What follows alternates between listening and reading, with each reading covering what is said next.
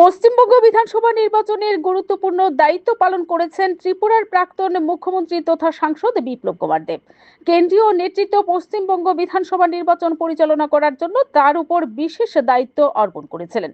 এই দায়িত্ব মাথায় নিয়ে তিনি পশ্চিমবঙ্গে দীর্ঘদিন ধরে অবস্থান করেছেন। পশ্চিমবঙ্গের আনাচে কানাচে সর্বত্র তিনি দলীয় সভা সমাবেশ, ঘরোয়া সভা ইত্যাদিতে অংশগ্রহণ করেন। তৃণমূল স্তর পর্যন্ত সংগঠনকে আরো সুসংগঠিত করার কাজে তিনি বিশেষ ভূমিকা পালন করেছেন। তার সাংগঠনিক দক্ষতার নজির হিসেবেই তাকে কেন্দ্রীয় নেতৃত্ব পশ্চিমবঙ্গ বিধানসভা নির্বাচনে দায়িত্ব অর্পণ করেছিল। দায়িত্ব পালনে তিনি সফল হয়েছেন।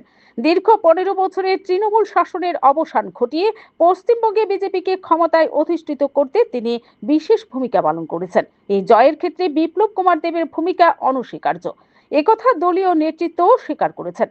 বিপ্লব কুমার দেবকে একদিকে যেমন ত্রিপুরার বাম শাসন থেকে রাজ্যকে মুক্ত করার জন্য মুক্তিদাতা হিসেবে আখ্যায়িত করা হয়, ঠিক তেমনি পশ্চিমবঙ্গের দীর্ঘ 15 বছরের তৃণমূল শাসন থেকে রাজ্যবাসীকে মুক্ত করার ক্ষেত্রে ভূমিকা পালন করেছেন বিপ্লব কুমার দেব। পশ্চিমবঙ্গে জয় হাসিল করার পর আজ তিনি রাজ্যে এসেছেন এবং বিমানবন্দর থেকে সোজা উদয়পুরে মাতা ত্রিপুরা সুন্দরী মন্দিরে পুজো দিতে গিয়েছেন।